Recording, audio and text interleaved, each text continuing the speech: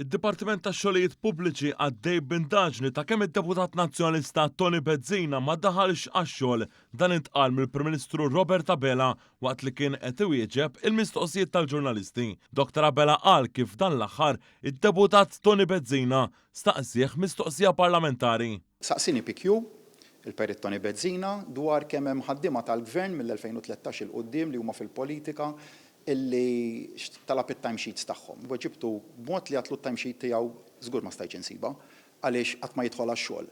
Qed ngħidha barra minn l-immunità parlamentari din. Qatta kemm il-darba sal-lum il-Perit Tony Bezzina ma kontestanix dak illi għattu se nibqa' ngħidha. Dan hekk kif dan l-aħħar ġie żvelat li d-Deputat Nazzjonalista Tony Bezzina jaqla 51,000 euro fis-sena u ma jmurx għax-xogħol.